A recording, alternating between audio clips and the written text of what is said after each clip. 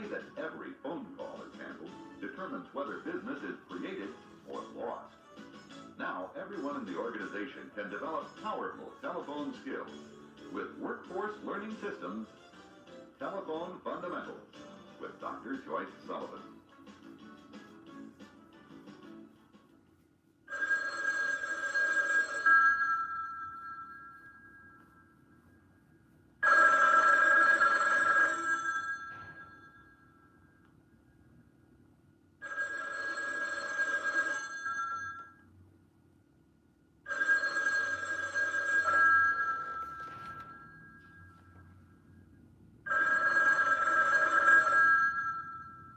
Isn't that frustrating? You know, I used to think it only happened to me. I need something. I need a question answered. Sometimes I want to buy something. Or I need some service. I need to get a hold of the company. I pick up the phone book, look up the number. I call. The phone rings and it rings. And I begin to wonder if they care or if there's somebody there. I said I used to think it happened only to me, but our instructor today, Joyce Sullivan, found a study that was done a couple of years ago. This company called 5,000 companies to do a research survey, and they were asking, in fact, some business questions. Listen to this. In 2,791 of the calls, that's 55.8%, it took more than 8 rings to answer the call. Now, you and I know that we like to have that phone answered by about the 3rd ring. And yet, in many cases, it's taking up to 8 rings or more just to get someone to answer the phone. It's no wonder we get frustrated. And then we have the situation, how about this one? Has this ever happened to you? XYZ company, please hold. And you're put on hold, and you wonder, will I ever recover? Will somebody ever come back and pick up the phone? I had a caller come up, or a student come up to me in a seminar one time, and he said, is there a sniglet for that? You know, a sniglet is a word that we need to invent because it happens all the time. Like when you turn the mustard upside down and squeeze it and that watery stuff comes out, the sniglet is musquirt. Well, this person said, is there a sniglet for being put on hold? And I said, I don't know. Can you think of one? He did. Later in the day, he came up and he said, holdgatory. I guess that's a takeoff on purgatory or something like that. But isn't it interesting? In fact, look at this graphic. Look at this cartoon, if you will, and see if you don't feel this way sometime. How long do you think this poor person has been on hold? Well, again, statistics. Let me go back, first of all, to our study from Automated Sales Training Company. In 414 of the calls, that's 8.2%, they were put on hold for more than 2 minutes. Now, the interesting thing is here we know what the survey says. After 20 seconds, you and I feel like we've been on hold for over a minute. Well, folks, that's not the big news today. This is today's newspaper, an Associated Press story, and it has to do with a government agency that in 1991 figured it cost them $11.5 million just to pay for the time when callers were on hold. The reporter for this article Wednesday night, just a couple of days ago, called the hotline, the emergency line, and when he got through, he was told to wait for 6 minutes. Because the good news is they knew roughly how long the wait was going to be. Oh, by the way, in this same story, and this is a part that absolutely flabbergasted me, 55.7% of the calls that went to local offices were never answered. You think we have an opportunity here in terms of improving our telephone skills? Now, let me say this right off the bat. I know you're getting defensive already. You're saying, hey, wait a minute. If we had more people around here, or if we had more lines, I realize there's probably some systems opportunities here. I'm not saying it's just you and me, but I think there's some things we can do to improve our telephone skills. Since we're in the numbers, just a couple of other thoughts. Listen to this. 21% of telephone time is wasted time. As a matter of fact, Joyce gave me these numbers, and she says that 1/3 of all telephone time is spent on hold. This is incredible. And then here's the biggie. 85% of telephone calls are mishandled. Joyce, please come join me, because obviously we're going to be covering all of this in our session today. But is it really, I mean, it's that bad. The numbers are accurate. It's accurate. And Is it that we haven't thought about it, that we don't think about it? I don't think, we take the telephone for granted. We think we've always used it, we do it the way we've always done it. We don't realize how important it is. It's the way business is done today, and we're messing things up. So a lot of room for improvement. A lot of room. Right? And you're here in this company today, you're gonna bring in some folks and talk first of all what? About just some telephone skills? Some basics, some fundamentals, and then we'll be working one-on-one in the various offices with people. Everyone has a little different way of handling the phone, depending on their job responsibilities. Okay, so we'll cover all of that and answer some questions and basically give people some tools to use as far as answering the phone. And with the telephone, we have to work in small groups, Ron, because we can't free the people up in the office. We can't shut the office down, basically. So we work in small groups and one-on-one. Covering for each other? Covering for each one. If your phone rings?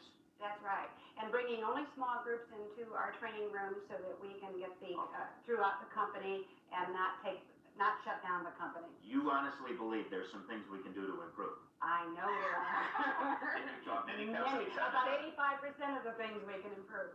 Right, it is. What an opportunity. Here's what I'd like you to do, if you would, those of you who are going to be joining us by video. Get a notepad, pencil, whatever. Take some notes, because I've been in Joyce's seminars before, and I know that she's going to give you specific how-tos, what to say and what not to say. And so we'll come back in just a couple of minutes. You be ready with a notepad, and we'll talk about some fun ways to make the telephone more productive.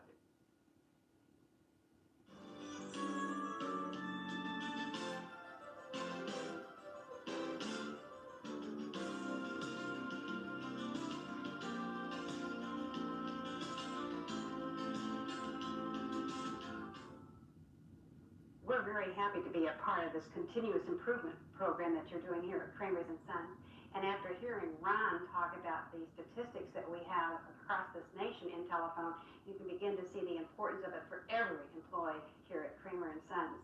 And the telephone is such that we can't shut it down, we can't shut down our business for the day, so we have to do things in small groups as this, and also a lot of one-on-one exposure as we will be going through the various departments in your company. This may not look like a heavy-duty office equipment piece, but it takes strong physical, mental, and emotional endurance to operate this. And so this segment that we're looking at today is going to deal with primarily the personal qualifications necessary to make every telephone contact positive and powerful. The advantages of the telephone, I know you're very well aware of them. They're very obvious. What are some of the advantages of using the telephone? Communication. Certainly, it's a quick communication. It expedites business. Expedite. It's invented to be fast and efficient and effective. Now, when we look at how we abuse the telephone, that may not be as obvious from some of the statistics that Ron shared with us. We abuse the very reason it was invented, to speed up communication, to be fast and efficient. And we are not aware of the focus of the telephone. The focus of the telephone is number one, the caller. Number two, the technology of the telephone. I want all of you in your departments to go back and maybe share with some of your employees about their job description when it regards the telephone. Most of us believe that when we pick this up, my job description says, take message, transfer the call, or simply maybe put the person on hold. We don't visualize the powerful idea that our job when we touch this piece of technology is not to transfer calls, not to take messages, not to put people on hold, but to serve that caller in the first place. And so we have to change our framework of reference that we are here to serve the caller. The more layers of personnel you go through, the more dissatisfied you are with that company. And so the whole idea is that the caller wants three things on that telephone. They want information, action, or what I call a little tender loving care, a little bit of empathy. Now, if they want information, that's what they're after. If they want empathy or understanding, they don't want your information. People don't care about what you know until they know that you care. And so the first thing we want to do is diagnose or focus the caller. Is that caller wanting information, action, or empathy? Callers are also different. Have you noticed that? I imagine in sales, Jerry, you get a lot of callers who pretty much want things done, handled in a hurry. Yes, they want a lot of information very fast. Very fast. They're very fast. They're in a hurry and they want to spend some money sometimes, or they want to save some money. So it's an information call, and they're often talking rather quickly. How would you respond to a caller like that, Jerry? I would probably slow it down. Okay, slow it down so you could slow down their conversation a little bit and maybe get some more facts. So open your conversation in a little slower pace. That's excellent. Now, in your department in customer service, Beverly, I imagine you have some irate people. Very upset. Should you speak irate back to them? Definitely not. No. Very calming. Calming, and maybe slow down a little bit. So that you're already beginning to see that we want to match the caller in terms of not only content of the call, information, action, or empathy. It's called mirroring. I think we've heard that. But it's so crucial over the telephone because the telephone is entirely different than a face-to-face. What are some of those differences on the telephone than in a face-to-face conversation? There's no eye contact. No eye contact. Something else. You have a tendency to hide behind the telephone. Not only hide behind the telephone, but you know this is a marvelous tool to use to tell someone off. When you don't have to look them in the eye, you can tell them where to go, hang up, and say, I guess I told them. So it's a little different than walking in your office and doing that same thing. The idea of technology of the telephone makes it a completely different communication tool. And we need to understand that. Most people feel somewhat out of control. So they resent this to begin with. They feel out of control, especially if they've been put on hold. How do you feel? Helpless. That's right, helpless, out of control. And so there's a lot of differences when we're talking about that telephone tool. Now the personal qualifications that we're talking about on the telephone, your enthusiasm. I think Zig Ziglar said, attitudes are contagious. Is yours worth catching? And it certainly is contagious over the telephone. I'd like you to listen to a telephone conversation and assess the attitude. Hey, yo, Peach Place. What you want? 'Cause we got it all. What was your assessment of that call? It was very impersonal. Very impersonal. I don't think he was focused on the customer. Just a joker. A joker, a clown. Yes, Do you think very much of that company? not from the response. And that may be your first and maybe your last impression of that company. That person was not there to help you, he was clowning around. I can't get your tickets today. I already told you that the computer is down. You're gonna have to call back tomorrow. Oh, wait, maybe a couple days. I'm gonna be swamped tomorrow. Oh, come to think of it, I'm gonna go on vacation tomorrow. And how did that telephone personality affect you? He wasn't really concentrating on the customer. He wasn't concerned about it. You just felt like you were out in left field Yes. as a caller. He doesn't know the job description. He doesn't know the job description. He's answering the phone, but not serving the customer. Excellent, excellent. Now, the caller can't see you on the telephone, so is it important to smile?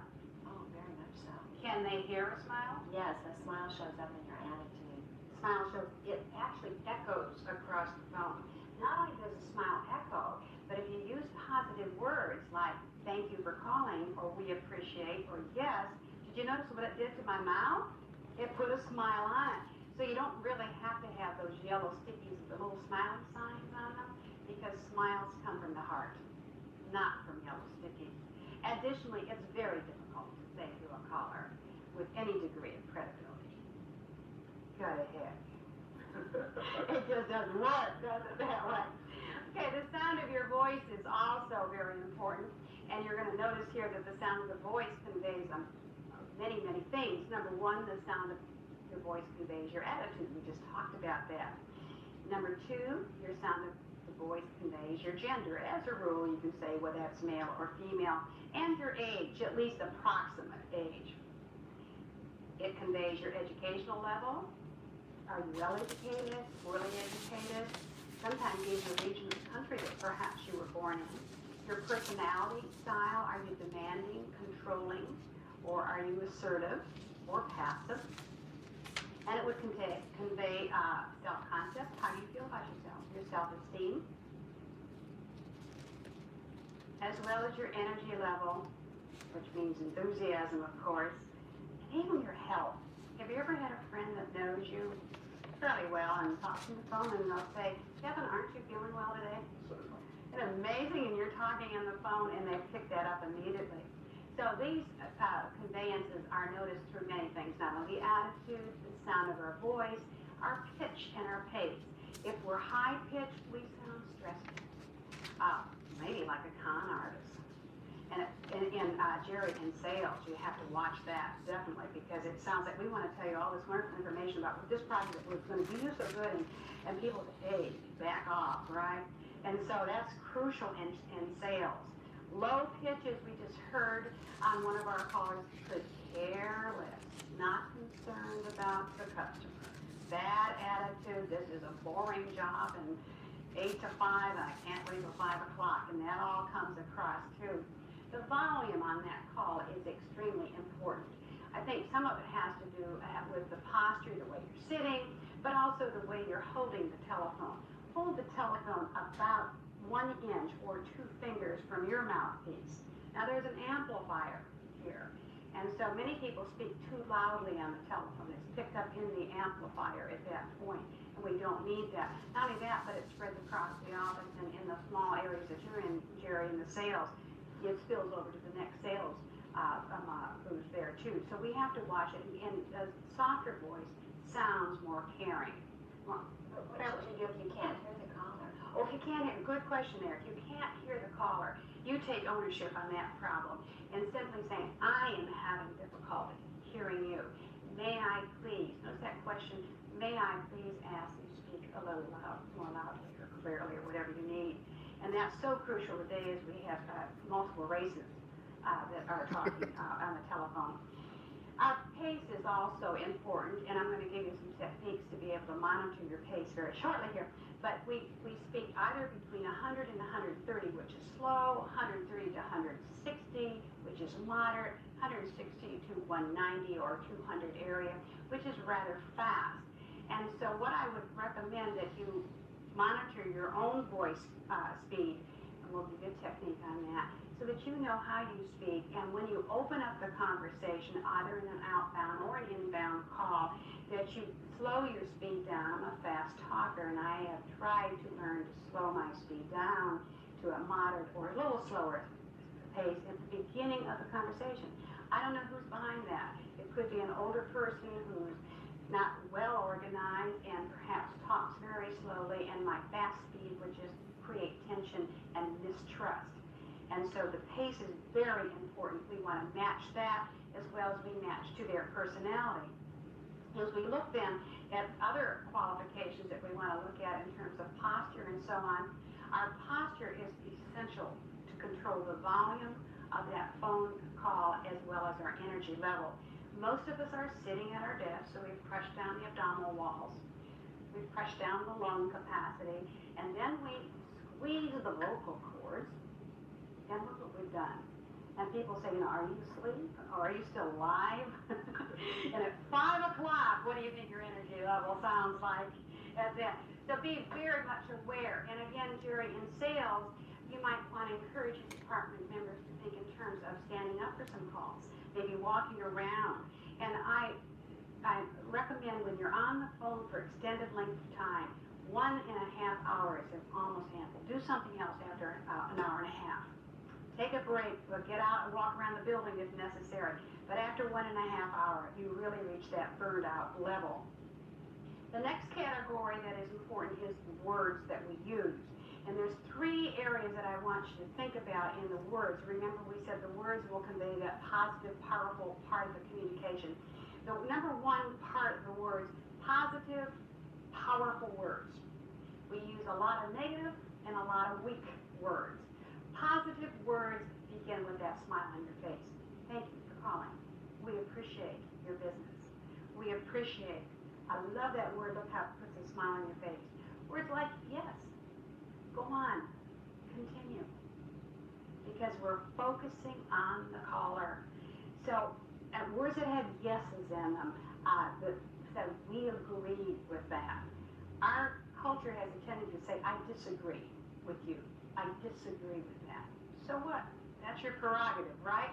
But I agree with you, Kevin, in that, now I find some element of agreement in that, and I accept what you said, no matter how small that element, and then I say you may also wish to consider. You see, if I accept you, you're more willing to listen to what I'm saying. So rather than I disagree with that, let me tell you what I know. I agree with you in that, however, we may also wish to consider. So the positive, powerful words. The next category for the words would include questions versus statements. People are programmed to talk about their favorite subject, which is what? Themselves. And so if you ask people questions about themselves, you've made a friend immediately. People love to talk about themselves. So rather than telling them about your products and your services and sales, find out what their needs are. Ask them questions. Find out what they're currently using. And they just love, and you're the one now, Jerry, that's getting the information. You don't have to give them the information. Get that information. Discover your caller by asking them questions. Now, the reason for this is a very powerful statistic is behind this. That we remember 85% of the questions and only 30% of statements. And going along with the positive language, another statistic there is that it's 50% easier to understand a positive message than a negative one. So there's real reason why we want positive, powerful words and focus again on the caller with the questions about their wants and needs. And along with that questioning then, it allows you to ask instead of tell. And we're out of this command and control mode that we once were. We know that as managers, I know that for sure. So we're out of that command and control and more the enhancement or the empowerment of everyone in the organization.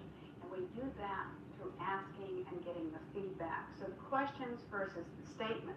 And along with that, too, you may want to make sure that our staff are using what I call assertive language. Assertive language is to take ownership.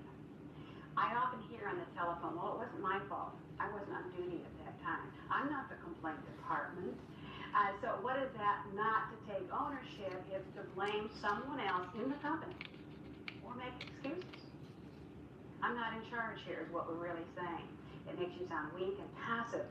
So along with the questioning, we want to also take that assertive approach. And the assertive language is very simple. It's a difference in pronoun. I language is assertive. I am willing to help with that. Let me understand so that I may be of assistance to you. Do you hear I take ownership when I say I? Now, if I say I wasn't on duty, it wasn't my fault, I'm really saying it must have been his fault.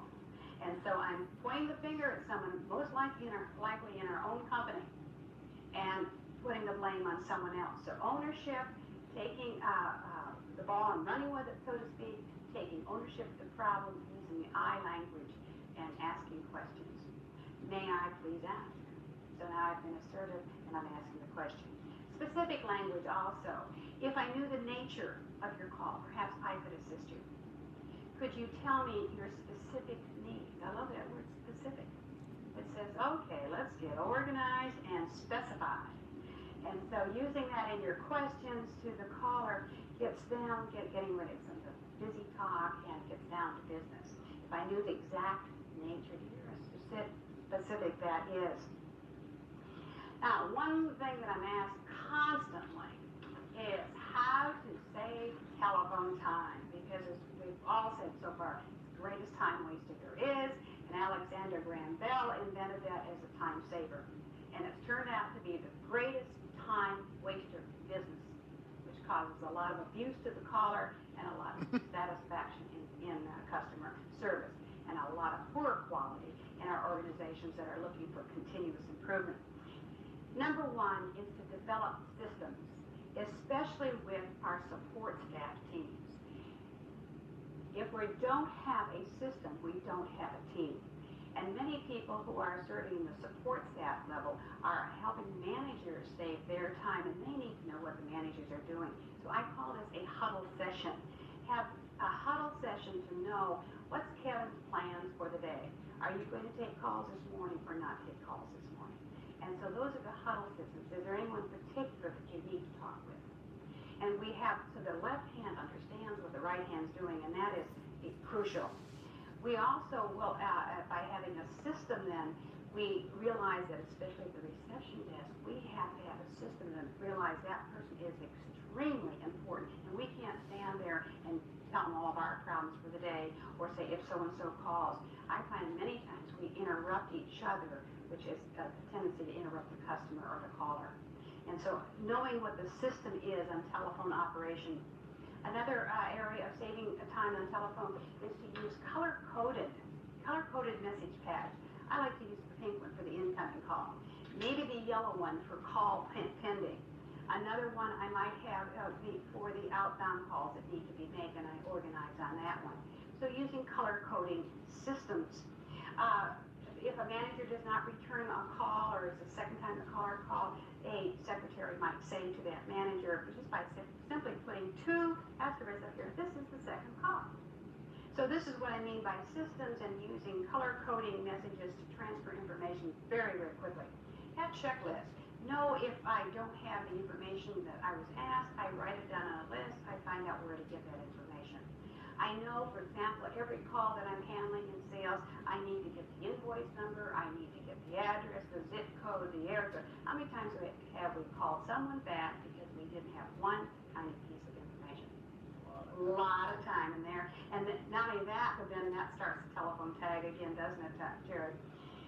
Use the call to discover the customer, and remember that the focus is on the caller or the customer we're discovering with questions. Wonderful use of that telephone to discover the discover process, and just think that's my job. I'm discovering the needs, the want of either the caller, whether it's an inbound or an outbound call.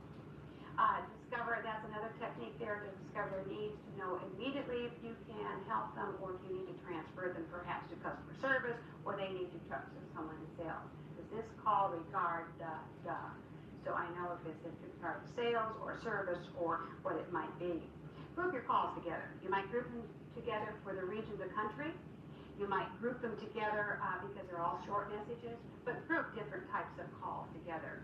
Know the best time of day, Jerry, that's urgent for you in sales, to know the best time of day. Many of the people are in the morning and not in the afternoon, the time that you're most likely to get them.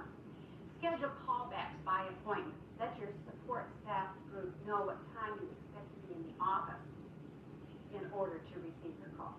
In other words, we can say she will be in her office between 2 and 3 o'clock this afternoon. Would that be convenient for you to call at that time? And use close down techniques. Is there anything further we need to discuss before we complete our conversation? Those specific words again. Eliminate unnecessary conversation. And you'll be able to tell that when you listen to yourself on the phone. And finally, use voicemail effectively, which we'll be talking about in a later portion of this program. I mentioned earlier there are ways to self-monitor yourself on the telephone, and I would build this in as a company practice. Number 1, tape your telephone conversations. That's legal. You're only hearing your side of the tape recorded message. I would tape it every 3 months, and I would tape an inbound, an outbound, give you one of your angry callers, etc. So tape your own telephone conversation. At home, you might want to observe yourself on a mobile phone by standing in front of a mirror to observe your smile, your posture, your nonverbal. And finally, you can time your pace by conversing 750 words. Time yourself.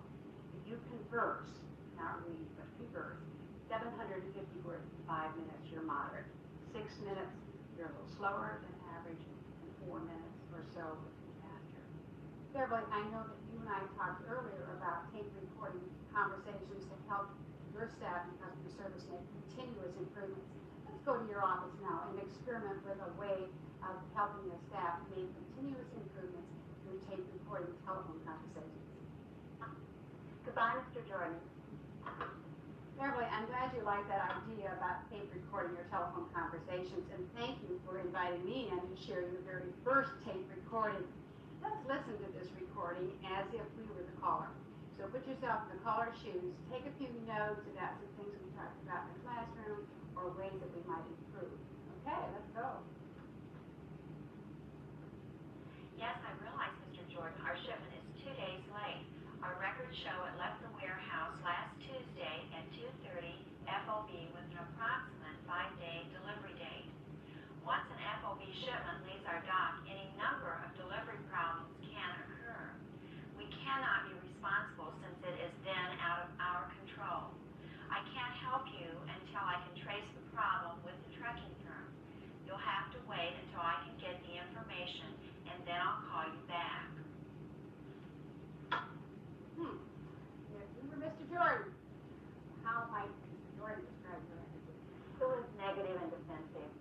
I felt like I was making excuses. And that's why you sounded somewhat defensive. How were you feeling in that conversation? What's going on in your body? I was really feeling stressful. I was feeling like he was blaming me. Blaming you. Your focus then really was on, It wasn't on the customer. it wasn't on the customer, it was on you as if you were taking the blame for the problem. And by doing that, you see what happened in the telephone conversation. Your pitch and your pace and your tone are excellent, Beverly. You have a very good telephone voice, so you certainly don't want to make any adjustments there. Did you hear any negative words? I said, I can't help you and you'll have to wait. And we talked about the idea of you have to, as what type of Very aggressive. in telling them what they have to do. I cannot give you that information. I can't help you. Instead of what we will do. And those things do creep into our conversations if we're not watching out for them. I've written down a revised script, Beverly. Read this, and of course it's not your words yet, but read this and then let's discuss how this might improve what you just did. Okay, great. Mr. Jordan, I understand how stressful the uncertainty is. When do you expect the current inventory to be depleted? Let me trace that delivery for you with the trucking firm. It may take an hour or so. However, in any case, I will contact you no later than 1:30 this afternoon. If you're not available, is there someone else with whom I can leave a message? Okay, let's analyze that one. First thing, using his name is excellent there, and the first part of that first sentence read, I understand how stressful the uncertainty is. so we're dealing with what part of the message here? The feeling. The feeling and the uncertainty, and you know how you feel if you were uncertain, not knowing whether you could continue production or not. And the second sentence is what? Well, when do you expect the current inventory to be depleted? That's addressing His needs, his concerns, and it gets you off your concerns, and you don't have to feel defensive.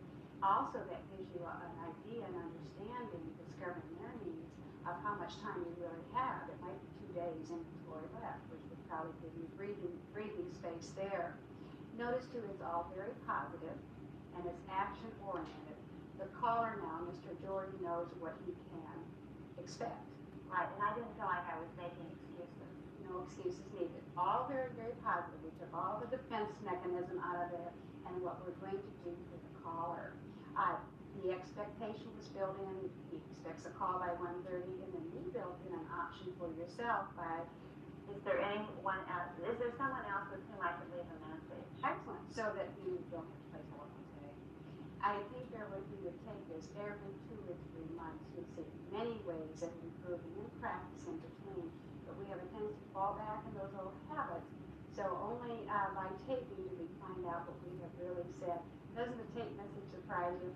Yes, and I think it's very helpful. I like your idea of doing it frequently, too. I think that helps. Let's go back to the classroom and we'll pick up many more how-tos with this technique. I think you're on your way to many improvements.